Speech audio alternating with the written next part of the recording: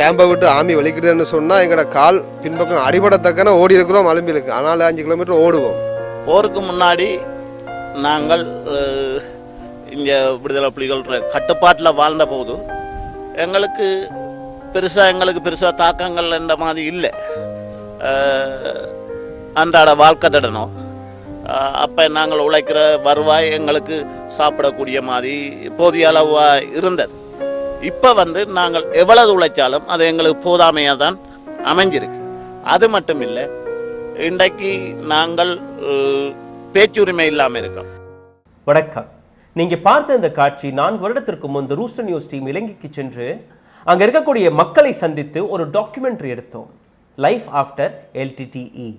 முக்கியமாக ஸ்ரீலங்காவில் இருக்கக்கூடிய தமிழர்கள் வாழ்ந்து வரும் அனைத்து பகுதிக்குமே நாங்கள் போனோம். அங்கே இருக்கக்கூடிய மக்களுடைய வேதனைகள், அவர்களுடைய பிரச்சனைகளை எடுத்து காட்டினோம். போகக்கூடிய வழியில் நாங்கள் பார்த்த காட்சிகள், இரு தரப்பிலும் தமிழர்களுடைய வீடுகளை எந்த அளவில் அவர்கள் உடைத்தார்களோ, எந்த அளவில் அந்த வீடுகளில் குண்டுகள் பாய்ந்திருந்ததோ அனைத்தையுமே அப்படியே ப்ரிசர்வ் செய்து வைத்திருந்தார்கள். முக்கியமாக மெயின் ரோட்டில் இருக்கக்கூடிய அந்த வீடுகள். காரணம், அங்கே இருக்கக்கூடிய மக்கள் மனதில், அங்கே இருக்கக்கூடிய தமிழர்கள் மனதில் அச்சம், பயம் இருக்க வேண்டும் என்று. இந்த பதிவை முள்ளிவாய்க்கால் என்கிற இடத்தில் எடுத்தோம். அதாவது தமிழர்களின் கடைசி மூச்சு வரை போராடிய தமிழர்களின் அந்த இடம், அந்த அடையாளம். அங்கிருந்து இந்த நபர் கூறிய வார்த்தை, கவனமாக கேளுங்கள். வாழ்ந்து கொண்டு இருக்கிறோம், ஆனால் எங்களுடைய உரிமையை, எங்களுடைய பேச்சுரிமையை நாங்கள் இழந்துவிட்டோம். எவ்வளவு ஆழமான வார்த்தை என்று நீங்க பாருங்கள். பல நபர்கள் தமிழர்களுடைய நிலையை பற்றி தான் யோசிச்சு வந்தார்கள். ஆனால் இந்த நபருடைய வார்த்தை ஒட்டுமொத்த ஸ்ரீலங்காவிற்கே ஒரு எச்சரிக்கையாக இருந்தது. எங்களுக்கு மட்டுமல்ல, உங்களுக்கும் இதே கதிதான் என்று அவர் எடுத்துக்காட்டிய இந்த வார்த்தை. வாழ்ந்து கொண்டிருக்கிறோம், ஆனால் பேச்சுரிமையை இழந்துவிட்டோம். போருக்கு முன்னாடி நாங்கள் இங்கே விடுதலை புலிகள் கட்டுப்பாட்டில் வாழ்ந்த போது எங்களுக்கு பெருசாக தாக்கங்கள் என்ற மாதிரி இல்லை. அன்றாட வாழ்க்கை தடணும். அப்போ நாங்கள் உழைக்கிற வருவாய் எங்களுக்கு சாப்பிடக்கூடிய மாதிரி போதிய அளவாக இருந்தது. இப்போ நாங்கள் எவ்வளவு உழைச்சாலும் அது எங்களுக்கு போதாமையாக தான் அமைஞ்சிருக்கு. அது மட்டும் இல்லை, இன்றைக்கு நாங்கள் பேச்சுரிமை இல்லாமல் இருக்கோம். அதன் ஊடாக இன்றைக்கு இந்த கடல் பரப்பில் எங்கெங்கேயோ இருந்து வேறு மாவட்டத்தில் இருந்து வேறு தொழிலாளிகள் இங்கே சட்டவிரோதமான தொழில்களை செய்து கொண்டு போகிறாங்க. அதை கூட நாங்கள் தடுக்க முடியாத ஒரு சூழலில், பேச முடியாத ஒரு சூழலில் இங்கே உள்ள மீனவர்கள் வாழ்ந்து கொண்டிருக்கார். எத்தனை தமிழர்கள் அங்கே கொல்லப்பட்டார்கள். இதே நேரத்தில் சைனா போன்ற நாடு ஸ்ரீலங்காவிற்கு உதவும்படி அந்த நாட்டையே இன்னைக்கு ஒழுங்கிவிட்டது. கொலம்போவில் நாங்கள் ஷூட் செய்து கொண்டிருக்கும் போது பின்னாடி ஒரு மிகப்பெரிய துறைமுகத்தை கட்டி வந்தார்கள். யார் இதோடைய இன்வெஸ்டர் என்று பார்க்கும்போது சைனா என்று எடுத்து காட்டினார்கள். அங்கே இருக்கக்கூடிய பல மக்களிடம் நாங்கள் பேசும்போது அவர்கள் அனைவருமே கூறிய வார்த்தை, எங்களுடைய மண்ணை மட்டும் இவர்கள் விற்கவில்லை, எங்களுடைய உரிமையை, எங்களுடைய வாழ்வாதாரத்தையே விற்று வருகிறது ஸ்ரீலங்கா அரசு என்று. 4 வருடத்திற்கு முன் வெளிவந்த இந்த எச்சரிக்கையை எந்த அளவில் சீரியஸாக எடுத்திருக்க வேண்டுமோ அதை யாருமே எடுத்துக்கொள்ளவில்லை. அனைவருமே இதை அலட்சியமாக விட்டுவிட்டார்கள். ஒரு பக்கம் சிங்களர்கள், இன்னொரு பக்கம் தமிழர்கள்.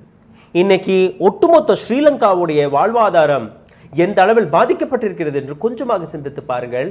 45 லட்சம் மாணவர்களுடைய எதிர்காலமே இன்னைக்கு கேள்விக்குறியாக மாறிவிட்டது.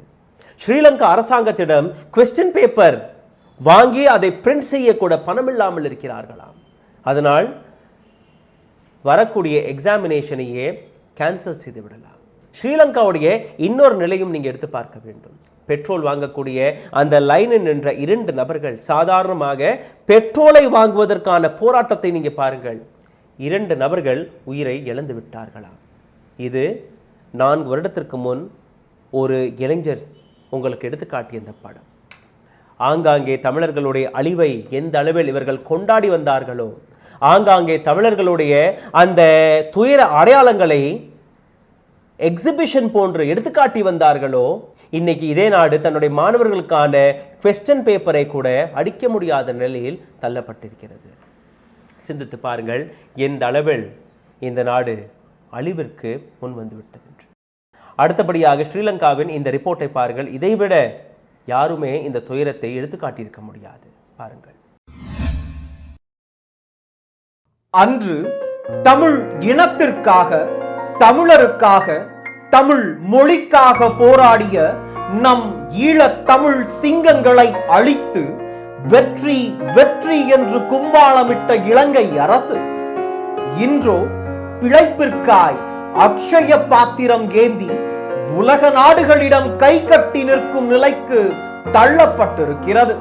ஈழத் தமிழர்கள் மீது தொடுக்கப்பட்ட போர்க்குற்றங்களுக்காக சர்வதேச விசாரணை கமிஷனை அனுமதிக்க மாட்டோம் என்று திமிரோடு சொல்லி வந்த இலங்கை இப்போது அதே சர்வதேச நாடுகளிடம் உதவி கேட்டு மன்றாடி கொண்டிருக்கிறது.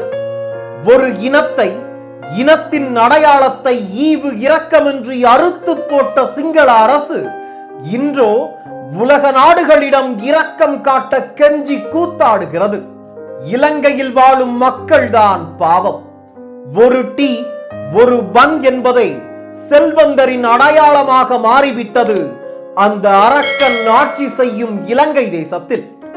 அத்தியாவசிய தேவைகளான மருந்து, உணவு பொருட்களை வாங்க கூட நீண்ட வரிசையில் காத்து கிடக்கும் நிலைக்கு தள்ளப்பட்டு விட்டார்கள் இலங்கை மக்கள். சமையல் எரிவாயு விலை உயர்வு, மண்ணெண்ணெய் தட்டுப்பாட்டால் மக்கள் கடும் அவதியில் உள்ளனர். இன்னும் சொல்ல வேண்டுமென்றால் மீண்டும் விறகடுப்பிற்கு மாறியுள்ளனர் அவர்கள். எரிவாயு தட்டுப்பாட்டால் இலங்கை முழுவதும் உள்ள உணவகங்கள் இழுத்து மூடப்பட்டுள்ளன. விறகு அடுப்புகளில் சமைக்கும் உணவகங்களில் மட்டுமே உணவுகள் பரிமாறப்படுகின்றன. அதுவும் விண்ணை முட்டும் விலையேற்றத்துடன். ஏழைகளின் பசியை ஆற்றும் அரிசி 1 கிலோ 200 ரூபாயை தாண்டி விட்டது. பருப்பு, கோதுமை என்று எல்லாவற்றின் விலையும் விண்ணை தொட்டு விட்டது.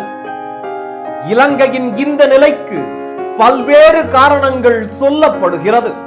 இலங்கையில் ஆட்சி கட்டிலில் இருக்கும் தலைவர்கள் சீனாவை நம்பியதும், சீனா விரித்த கடன் வலையில் சிக்கியதும் இலங்கை உருக்குலைய முக்கிய காரணமாக சொல்லப்படுகிறது.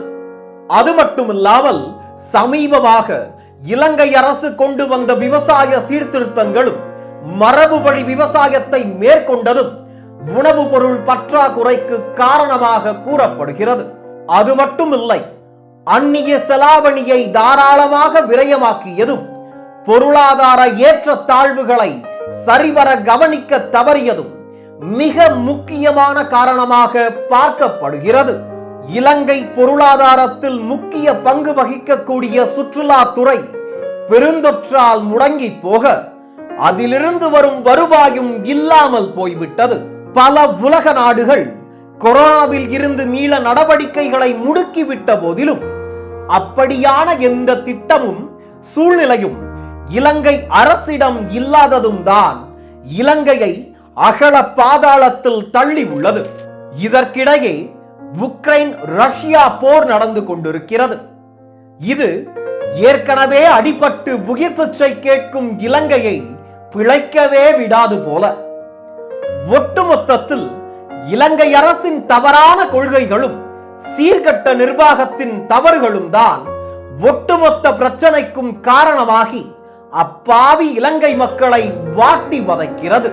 இயற்கை அன்னை ஆட்சி செய்யும் பூமி இலங்கை. இந்திய துணை கண்டத்தின் மிகப்பெரிய தீவு, மிக ரம்மியமான சுற்றுலா தளம். இப்படித்தான் பார்க்கப்படும் இலங்கை. ஈழத்தமிழர், சிங்கள தமிழர், இந்திய தமிழர் என இனத்தாலும் இஸ்லாம், கிறிஸ்தவம், ஹிந்து, பௌத்தம் என்று மதத்தாலும் சில வேறுபாடுகள் இருந்தாலும் அற்புதமான இயற்கை வளங்களை சரியாக பகிர்ந்து பயன்படுத்தி இருந்தால் இன்று இலங்கை உலக நாடுகளில் செழிப்பான நாடாக இருந்திருக்கும். ஆனால் இன்று இலங்கையின் நிலையோ பார்ப்பாரற்று கிடக்கும் தெருநாயின் நிலையை விட மோசமாகிவிட்டது. தன் நாடு திவாலாகி விடுமோ என்ற அச்சத்தில் உறைந்திருக்கிறார்கள் இலங்கை மக்கள்.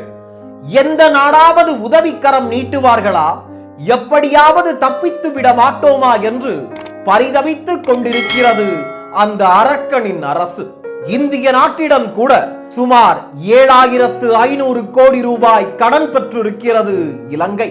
கடனில் மூழ்கி எப்போது மூச்சு விடுமோ என்ற நிலைக்கு தள்ளப்பட்டுள்ள இலங்கைக்கு இந்தியா செய்திருக்கும் இந்த உதவி நிச்சயம் அந்த அரக்கனின் அரசுக்கு அருமருந்துதான். அரசன் நன்று கொள்வான், தெய்வம் நின்று கொள்ளும் என்ற வரிகள் ஆணவத்தில் தலைகால் புரியாமல் ஆடிய இலங்கை அரசிற்கு புரிந்திருக்கும் என எண்ணுகிறோம். எதுவாயினும் என் இனத்தை மனிதாபிமானமின்றி எரித்து சாம்பலாக்கியவனாயினும் பொருளாதார சிக்கலில் இருந்து விரைவில் மீள நாங்கள் பிரார்த்தித்துக் கொள்கிறோம். துரோகியாக இருப்பினும் உன் நிழலில் இருப்பது அப்பாவி மானிடர்கள் என்பதால் மட்டும். அரசன் அன்று கொள்வான், தெய்வம் நின்று கொள்ளும். இந்த வார்த்தைக்கான அர்த்தம், பொருள் இன்னைக்கு புரிய தொடங்கிவிட்டது. எந்த அகங்காரத்துடன், எந்த அதிகாரத்துடன் தமிழர்களுடைய அழிவிற்கு காரணமாக ஒரு அரசாங்கம் இருந்ததோ அந்த அரசாங்கத்துடைய அழிவு எந்த நிலையில் இன்னைக்கு மாறிக்கொண்டிருக்கிறது என்று ஒட்டுமொத்த உலகமே பார்த்து கொண்டிருக்கிறது. இதை கொண்டாடக்கூடிய மக்கள் பல நபர்கள் இருந்தாலும் அங்கே இருக்கக்கூடிய மக்களுக்கு எப்படியாவது உதவ வேண்டும், எப்படியாவது அவர்களுக்கு சப்போர்ட் கொடுத்து அந்த நாட்டை காப்பாற்ற வேண்டும் என்கிற இயக்கத்துடன் எத்தனையோ ஸ்ரீலங்கர்கள், உலகம் முழுவதும் இருக்கக்கூடிய எத்தனையோ தமிழர்கள் இன்னைக்கும் இரத்த கண்ணீரை வடித்துக் கொண்டிருக்கிறார்கள். தன்னுடைய நாட்டை 1948ஆம் ஆண்டிலிருந்து கொஞ்சம் கொஞ்சமாக அழிவதை இவர்கள் கண்கூட பார்த்திருக்கிறார்கள். நன்றி, வணக்கம்.